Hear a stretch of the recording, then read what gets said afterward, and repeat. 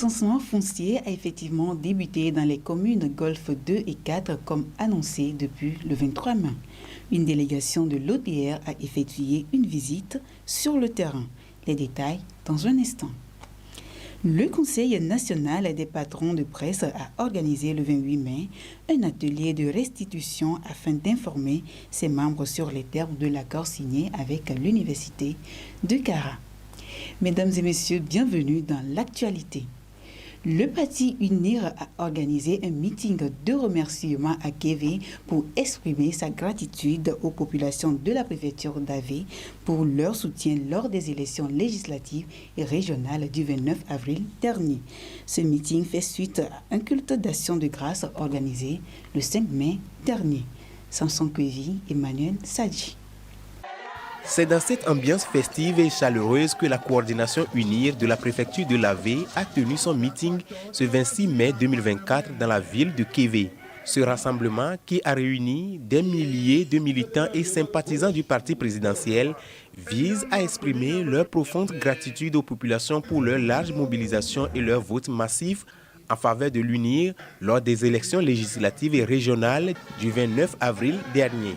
En effet, grâce à la mobilisation et au soutien indéfectible des populations de l'Avé, UNIR a remporté les 2 sièges de députés et les 2 postes de conseillers régionaux de l'Avé. Il a de bon ton de ne pas être des personnes qui ne sont pas reconnaissants. C'est pourquoi nous sommes venus vers cette même population, chez qui nous avons sollicité des voix pour leur dire un sincère merci.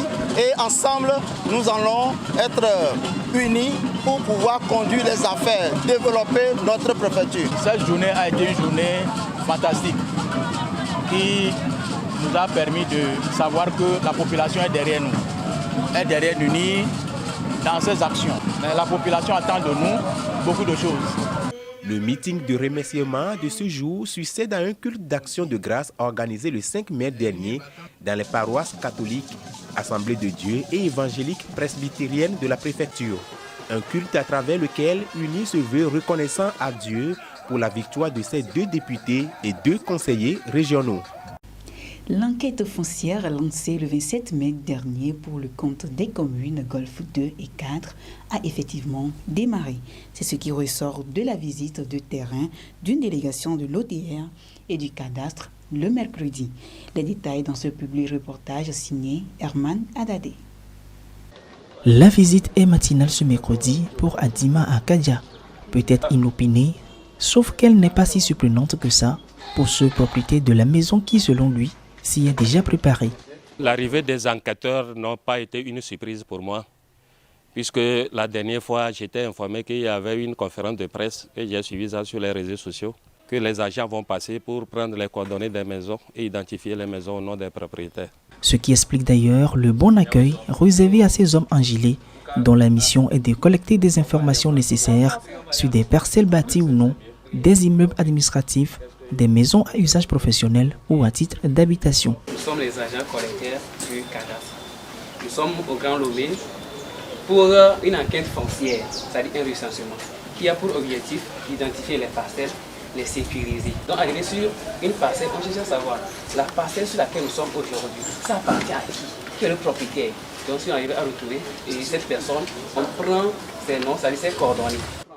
Justement, toutes les données de cette maison ont été enregistrées, de la superficie au nombre de locaux qu'elle contient, sans oublier l'eau, l'électricité et les ménages entre autres. Un travail réalisé dans la grande quiétude, sous le regard admirateur et satisfaisant du propriétaire. Vous n'êtes pas sans savoir qu'au Togo, le foncier fait partie des vrais problèmes des citoyens togolais. Les problèmes de double vente, les problèmes de double titre sur même parcelle. Si aujourd'hui, le gouvernement a pris sur lui d'être en contact avec la communauté pour pouvoir réduire ces problèmes, nous ne pouvons que remercier le gouvernement. Initiative de l'Office togolais des recettes, cette enquête foncière revêt d'un triple avantage, aussi substantiel l'un que l'autre. L'objectif principal visé, c'est la sécurisation foncière. Aujourd'hui, beaucoup de parcelles ne sont pas enregistrées dans les informations actualisées du cadastre.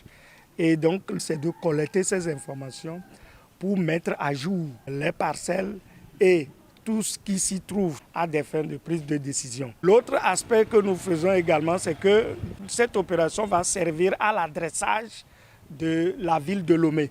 Améliorer l'adressage parce que lorsque l'adressage est bien fait, pour aller chez quelqu'un, on ne se perd plus. La troisième option qui est visée, c'est le géoréférencement des anciens titres fonciers créés avant 2007. Ces anciens titres fonciers créés n'ont pas les coordonnées GPS que nous utilisons aujourd'hui.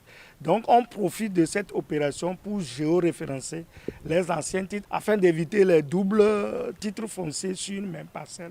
Et c'est les conflits fonciers que nous sommes en train d'éviter à travers les informations collectées.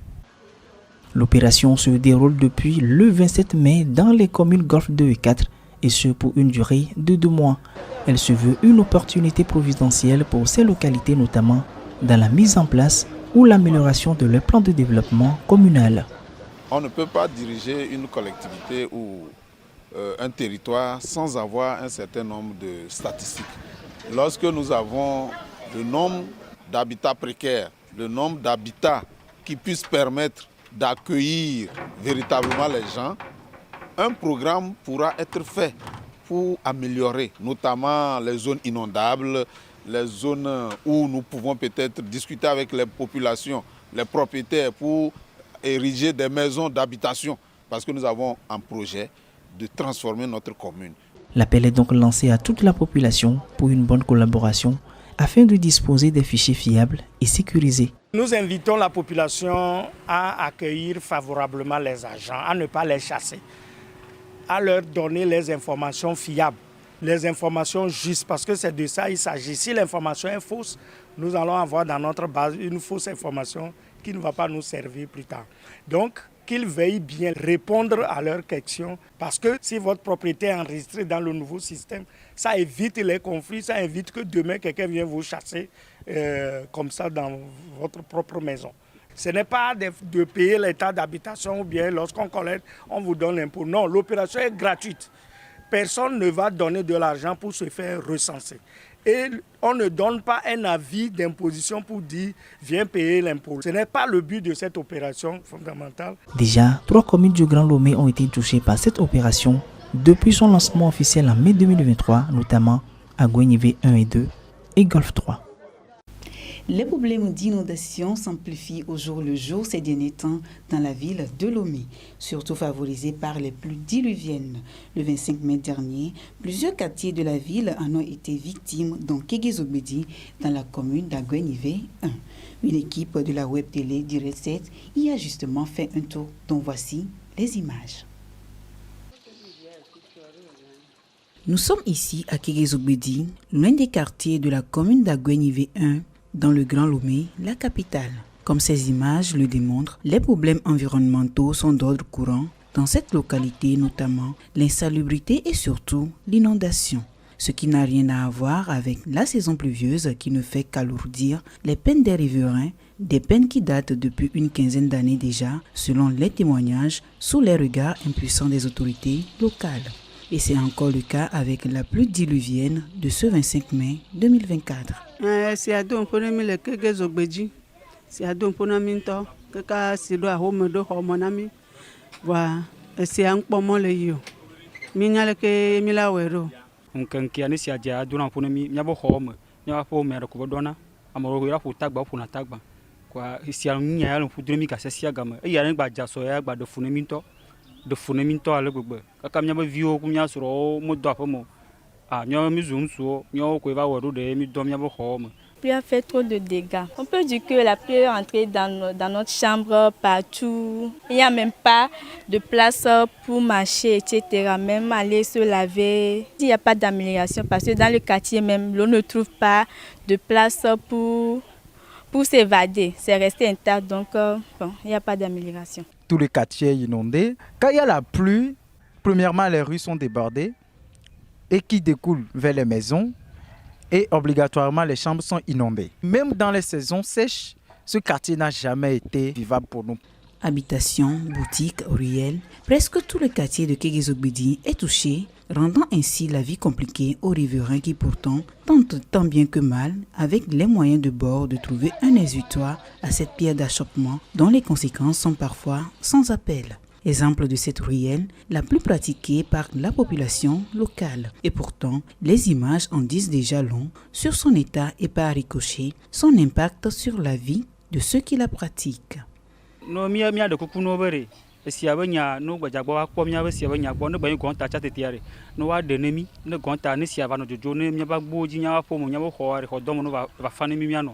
lance un appel aux autorités qui viennent nous visiter pour trouver une solution parce que la situation continue de s'aggraver, ça ne s'améliore pas. On ne sait plus comment faire. Il faut collaborer avec les autorités locales et la population riveraine afin de pouvoir trouver des solutions adéquates à ce problème-là ou à ce fléau-là. Il ne faut pas le faire pour le faire, mais on doit le faire d'une manière durable. Au risque d'aller vers le pire, une solution urgente est vivement souhaitée de la part des autorités locales, communales, régionales, voire gouvernementales dans les plus brefs délais. Suite à la signature de convention de partenariat entre le Conseil national des patrons de presse et l'Université de Kara, le CONAP a organisé un atelier de restitution le 28 mai à Lomé pour informer ses membres sur les termes de l'accord et de recueillir leurs propositions pour sa mise en œuvre.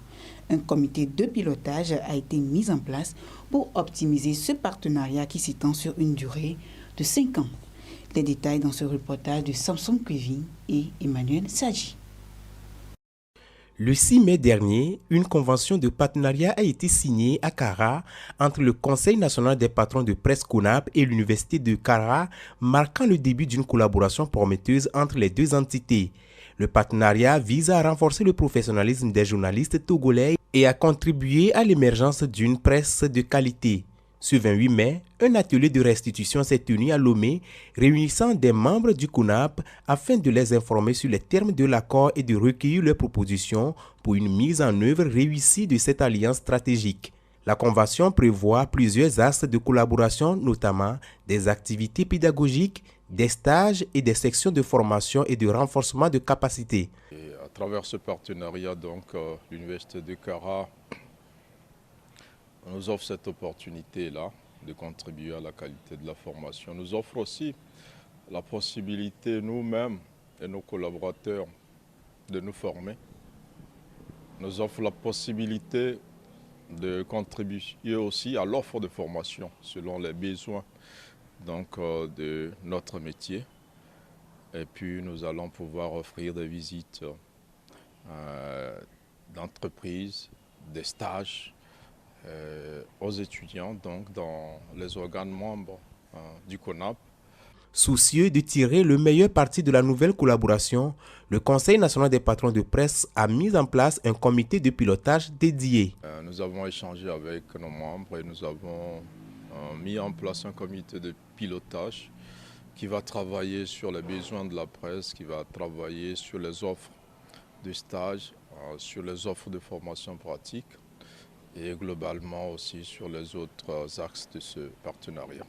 La convention de partenariat entre le CONAP et l'Université de Kara est signée pour une durée de 5 ans renouvelable. Cette durée témoigne de l'engagement des deux parties à développer une collaboration durable et pérenne. 25 prix ont été décernés dans différentes catégories, dont 6 prix spéciaux, le samedi dernier lors de la 2e édition de Togo Media Award, un événement qui célèbre l'excellence des journalistes et animateurs togolais pour leur contribution. Retour sur image avec Samson Kwevi. Les résultats de la 2e édition du concours Togo Media Award 2024 ont été donnés ce 25 mai à Lomé. Placée sous le thème « Le rôle du journaliste en temps de défis sécuritaires », la cérémonie a été l'occasion de célébrer l'excellence du travail des journalistes et animateurs togolais pour leur contribution remarquable à l'information et au divertissement du public. Au total, 25 prix ont été décernés dans les différentes catégories, dont 6 prix spéciaux. Cette année, les organisateurs ont introduit des innovations pour rendre l'événement encore plus attractif.